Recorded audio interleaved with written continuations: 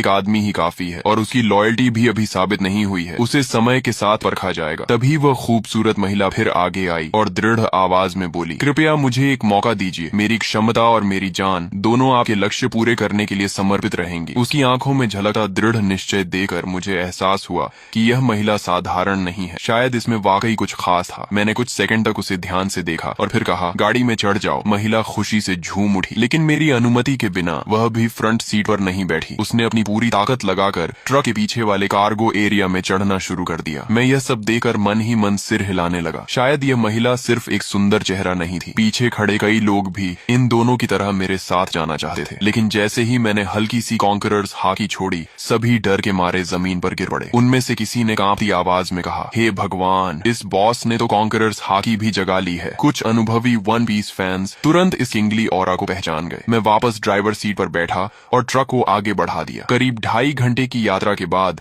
आखिरकार मुझे सड़क किनारे एक सर्विस एरिया दिखाई दिया, लेकिन वह जगह पूरी तरह ज़ॉम्बीज़ के कब्जे में थी। रास्ते से गुजरने वाले लोग वहां फ्यूल और फूड लेने जाना चाहते थे, लेकिन वहां मौजूद ज़ॉम्बीज़ की भारी संख्या देखकर हिम्मत नहीं कर पा रहे थे। मगर मुझे इसकी चिंता नहीं थी। जैसे ही ट्रक वहां रुका, ज़ॉम्बीज़ का एक बड़ा झुंड हमारी तरफ दौड़ पड़ा। वे ड्राइवर कैबिन में तो नहीं घुस सकते थे, इसलिए ट्रक के पीछे चढ़कर लिन कुई और उस महिला पर हमला करने की कोशिश करने लगे। दोनों डरकर कार्गो एरिया के अंदर दुबक गए और सिर तक बाहर निकालने की हिम्मत नहीं कर पाए। मैं ट्रक से उतरा, ह्यूमन बीस्ट फॉर्म में बदला और बेसबॉल बैट घुमाते हुए कुछ ही सेकंड में ट्रक पर चढ़ रहे कई ज़ॉम्बीज़ के सिर कुचल दिए। तभी मुझे एहसास हुआ कि पीछे पीछे आ रहा पूरा व्हीकल कॉन्वॉय भी इस सर्विस एरिया तक पहुंच चुका था। वे लोग चाहते थे कि मैं ज़ॉम्बीज़ को खत्म कर दूं ताकि वे आराम से फ्यूल और सप्लाईज ले सकें। लेकिन जैसे ही उनकी गाड़ियां वहां पहुंची, अगले ही पल ज़ॉम्बीज़ का विशाल झुंड उन गाड़ियों की ओर टूट पड़ा और मजबूर होकर वह पूरा व्हीकल कॉन्वॉय सर्विस एरिया छोड़कर आगे निकल गया। उधर मैं एक एक वार में ज़ॉम्बीज़ को खत्म करता गया और कुछ ही देर में पूरे सर्विस एरिया को साफ कर दिया। सिर्फ एक ज़ॉम्बी मैंने लिनकुई के लिए छोड़ी ताकि वह प्रैक्टिस कर सके। आखिर वह एक कॉम्बैट कोच था, इसलिए उसकी स्ट्रेंथ, स्पीड और कॉम्बैट रिफ्लेक्सेस वाकई अच्छे थे। जब तक मैं फ्यूल भरकर लौटा, तब तक उसने भी उस ज़ॉम्बी को सफलतापूर्वक मार गिराया था। सप्लाईज इकट्ठा करने के बाद मैंने आखिरकार उस छिपाऊ पहने खूबसूरत महिला का नाम पूछा। हालांकि वह दिखने में पतली दुबली थी और पहली नजर में ज्यादा उपयोगी नहीं लगी थी, लेकिन जब से वह मेरी ट्रक पर चढ़ी थी, उसने खुद को काफी अच्छा साबित किया था। ज़ॉम्बीज़ के ट्रक पर चढ़ने के दौरान भी उसने चीख पुकार नहीं मचाई थी। इससे मेरे मन में उसके लिए सम्मान थोड़ा और बढ़ गया। जैसे ही मैंने उसका नाम पूछा, उसने तुरंत जवाब दिया, मेरा नाम लियू मेंग कियन है। मैंने कहा, अब से फ्रंट सीट पर बैठो, ट्रक के कार्गो एरिया में चढ़ने की जरूरत नहीं है। ये सुनते ही उसने सिर झुकाकर कहा, जी मास्टर। उसके मुंह से निकला यह संबोधन मुझे फिर से चौंका गया। उसने मेरा नाम तक नहीं पूछा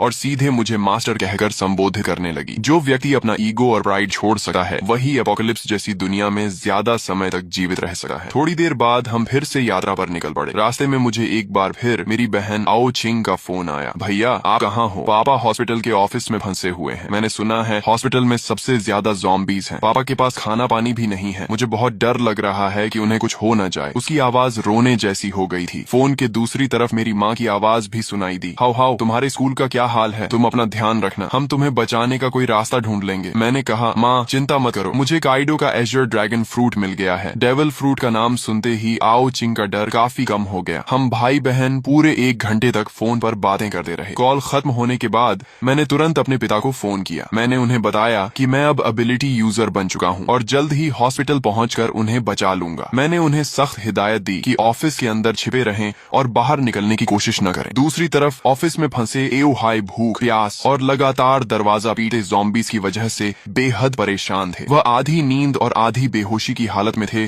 कि तभी मेरा फोन आया। मेरा नाम देखते ही उनमें जान आ गई। जब मैंने उन्हें वीडियो कॉल की और उन्होंने मुझे ड्रैगन ह्यूमन फॉर्म में ज़ॉम्बीज़ का सफाया करते देखा, तब जाकर उनके दिल को सुकून मिला। उन्होंने मुझे अपने ऑफिस का रास्ता बताया। मैं तेजी से हॉस्पिटल के कोने में बने ऑफिस तक पहुंच गया। वहां 12 ज़ॉम्बीज़ लगातार दरवाजा तोड़ने की कोशिश कर रहे थे। दरवाजे में कई बड़े छेद भी हो चुके थे। अगर अंदर से टेबल्स और चेयर्स लगाकर उसे ब्लॉक न किया गया होता तो ज़ॉम्बीज़ कब के अंदर घुसकर पापा को टुकड़े टुकड़े कर चुके होते। मैंने बेसबॉल बैट घुमाई और कुछ ही सेकंड में उन सभी ज़ॉम्बीज़ के सिर तोड़ डाले। फिर एक जोरदार किक मारकर ऑफिस का दरवाजा खोल दिया। अंदर मौजूद पापा की हालत जरूर खराब थी, लेकिन वे पूरी तरह सुरक्षित थे। मेरे लिए यही सबसे बड़ी खुशखबरी थी। एओ हाई वाटर मीट खाते हुए बोले, तो ये वही डेविल फ्रूट एबिलिटी है जिसके बारे में तुम और आओ चिंग बात कर रहे थे। ऑफिस में फंसे रहने के दौरान उन्होंने डिवाइन स्पेस स्पेस के कम्युनिकेशन चैनल्स में बहुत सारे वीडियोस और डिस्कशंस देख लिए थे, इसलिए उन्हें वन पीस और डेविल फ्रूट्स के बारे में कुछ जानकारी हो गई थी। मैं हंस पड़ा और एक और अंदर घुसे ज़ॉम्बी का सिर बैट से कुचलते हुए बोला, कैसा लगा आपका बेटा? कूल है ना? आओ हाय मुस्कुराकर बोले, बहुत कूल है बदमाश। अपोकलिप्स शुरू होने के बाद उन्होंने अपनी आंखों से अनगिनत लोगों को ज़ॉम्बीज के हाथों मरते देखा था। ऐसे में उनका पूरा परिवार अभी तक सुरक्षित था, यही उनके लिए सबसे बड़ी खुशी थी। हॉस्पिटल से बाहर निकलते समय मैंने देखा कि कई बिल्डिंग्स के दरवाजों और खिड़कियों के पीछे लोग छिपे हुए बाहर झांक रहे थे। जब उन्होंने एओ हाई को एक ड्रैगन मैन के साथ जाते देखा और यह भी देखा कि वह ड्रैगन मैन कितनी आसानी से ज़ॉम्बीज को मार रहा है, तो कई लोग मदद के लिए चिल्लाने लगे, ओल्ड हाई हमें भी बचा लो। आओ हाई के चेहरे पर दया की झलक दिखाई दी। उन्होंने कहा, हाओ इन्हें भी बचा लो, ये सब मेरे कॉलीग्स हैं, बहुत बेचारे हैं। मैंने ठंडे स्वर में जवाब दिया, बचाकर क्या करूंगा? क्या मैं इन्हें एक एक करके इनके घर भी छोड़ूंगा? और अगर घर पहुंच भी गए तो क्या वे निश्चित रूप से जिंदा रह पाएंगे? मैंने उनकी पुकारों को अनसुना किया और पापा को लेकर आगे बढ़ गया। रास्ते में हम उस कमरे के पास पहुंचे जहां लिन कुई और लियू मेंकियन छिपे हुए थे। मैंने दरवाजे पर हमला कर रहे ज़ॉम्बीज को खत्म किया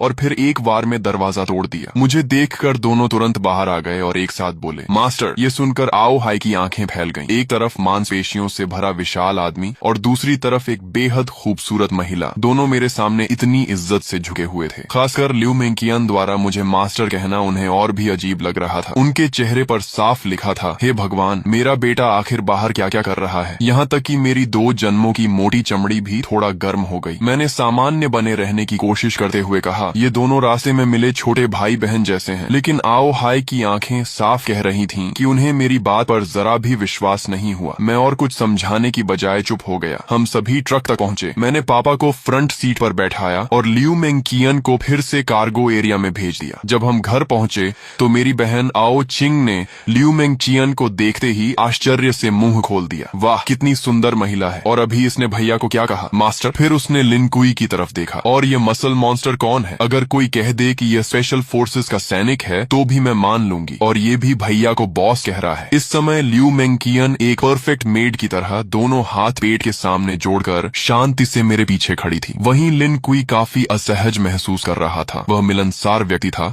लेकिन यह उसके बॉस का परिवार था, इसलिए उसे समझ नहीं आ रहा था कि कैसे व्यवहार करे। आखिर मेरी माँ लियू यून ने स्थिति संभाली और मुस्कुराते हुए कहा, सबको भूख लगी होगी ना? जैसे ही उन्हें पता चला था कि मैं और पापा लौट रहे हैं, उन्होंने सोना छोड़ दिया और पूरी रात खाना बनाने में लगा दी थी ताकि हम दोनों गरम खाना खा सकें। लेकिन उन्हें यह उम्मीद नहीं थी कि मैं 2 और लोगों को साथ ले आऊंगा, इसलिए खाना थोड़ा कम पड़ रहा था। अच्छी बात यह थी कि मैंने पहले से बहुत सारे कैंड फूड्स जमा कर रखे थे। कुछ कैंस खोलकर माँ ने पूरा बड़ा डिनर तैयार कर दिया। जब मैंने देखा कि लिन कुई और लियू मेंकियन अभी भी किनारे खड़े हैं तो मैंने उन्हें भी खाने के लिए बुलाया। लिन कुई आगे बढ़ने ही वाला था कि लियू मेंकियन बोली, मुझे थोड़ा कैंड फूड दे दीजिए, मैं मास्टर के साथ एक ही टेबल पर नहीं बैठ सकती। ये सुनते ही कमरे में मौजूद सभी लोग स्तब्ध रह गए। आओचिंग की नजरें मेरे और लियू मेंकियन के चेहरे पर बार बार घूमने लगी। फिर शरारती मुस्कान के साथ बोली, अब मैं समझ गई, इसे फ्लर्टिंग कहते हैं। उसकी बात पूरी होने से पहले ही मैंने उसके सिर पर हल्का सा नॉक मार दिया। वह दर्द से आंखों में आंसू भरकर मेरा हाथ पकड़कर काटने लगी। डिनर खत्म होने के बाद मैंने बैकपैक से 2 डेविल फ्रूट्स निकाली। मेरे पास अभी 2 डेविल फ्रूट्स हैं, एक थंडर फ्रूट है और दूसरी की एबिलिटी अभी पता नहीं है। तुम लोग इनमें से खा लो। यह सुनकर लिन कुई और लियू मेंकियन दोनों चौंक गए। उन्हें उम्मीद नहीं थी कि मेरे पास इतनी दुर्लभ चीजें भी मौजूद हैं। उनकी आंखों में चाहत साफ दिखाई दे रही थी। आओ चिंग उत्साह से दोनों फ्रूट्स को उठाकर देखने लगी। फिर उसने उन्हें माता पिता को दिखाया, लेकिन आओ हाई ने फ्रूट देकर वापस मुझे लौटा दी। आओ चिंग को दे दो, हमारी उम्र हो चुकी है, हम खाएंगे तो बर्बाद हो जाएंगी। माँ भी सहमत हो गई। हाँ, तुम्हारे जैसा बेटा हमारी रक्षा कर रहा है, हमारे लिए वही काफी है। इतनी कीमती चीज तुम्हारे पास रहेगी तो ज्यादा काम आएगी। मैंने समझाने की कोशिश की, मेरे पास पहले से एज्योर ड्रैगन फ्रूट है, मेरी ग्रोथ बहुत तेज होगी। लेकिन अगर आप लोग भी डेविल फ्रूट्स खा लेंगे तो ज़ॉम्बीज मारकर जल्दी पॉइंट्स कमा सकेंगे और हाकी ट्रेनिंग भी अनलॉक कर पाएंगे। अपोक्लिप्स में असली कैपिटल यही है। लेकिन काफी देर समझाने के बाद भी माता पिता नहीं माने। आखिर मैंने हार कर आओ चिंग की तरफ देखा। ठीक है, तुम चुन लो। आओ चिंग तो कब से इसी पल का इंतजार कर रही थी। उसने दोनों फ्रूट्स हाथ में लेकर बार बार देखा, लेकिन काफी सोचने के बाद उसने थंडर फ्रूट मुझे वापस दे दी। मैं हैरान रह गया। क्या तुम थंडर फ्रूट नहीं लोगी? लोजिया एलिमेंटलाइजेशन शुरुआती चरण में लगभग इनविंसिबल होती है और दूसरी फ्रूट की एबिलिटी क्या है यह भी नहीं पता। आओ चिंग मुस्कुराकर बोली, डिवाइन स्पेस में डीमन रिमूवल पोशन मिलती है, उससे डेविल फ्रूट की साइड इफेक्ट्स हट सकती हैं और इंसान दूसरी फ्रूट भी खा सकता है। भैया आप इतने मजबूत हो कि वह पोशन जरूर हासिल कर लोगे। लोगे। थंडर फ्रूट आपके लिए ज्यादा उपयुक्त है, मैं दूसरी फ्रूट खा लूंगी। मैंने कुछ देर सोचा और कहा ठीक है, लेकिन पहले इसकी आइडेंटिफिकेशन कर लेते हैं। अगर एबिलिटी अच्छी हुई तो तुम खा लेना। डेविल फ्रूट आइडेंटिफिकेशन 1000 पॉइंट्स के बाद अनलॉक होती थी। आओ चिंग को ये बात पता नहीं थी क्योंकि उसके पास अभी कोई पॉइंट्स नहीं थी, लेकिन मैं स्कूल से लेकर हॉस्पिटल तक ज़ॉम्बीज का इतना सफाया कर चुका था कि मेरे पॉइंट्स 1000 से भी ज्यादा हो चुके थे। तभी आओ चिंग ने जल्दी से सिर हिलाया। नहीं, 1000 पॉइंट्स बहुत ज्यादा हैं। इतना कहकर उसने मेरे जवाब का इंतजार तक नहीं किया। उसने तुरंत उस सुनहरी मकई जैसी दिखने वाली डेविल फ्रूट उठाई और एक बड़ा टुकड़ा काटकर निगल लिया। ये देखकर मैं घबरा गया। मुझे बिल्कुल उम्मीद नहीं थी कि वह सीधे फ्रूट खा लेगी। अगर यह कोई कमजोर एबिलिटी निकली तो बाद में पछताने का भी मौका नहीं मिलेगा, लेकिन अब बहुत देर हो चुकी थी। आओ चिंग फ्रूट का गूदा निगल चुकी थी। मैं केवल मन ही मन प्रार्थना कर सकता था कि उसे कोई शक्तिशाली एबिलिटी मिले।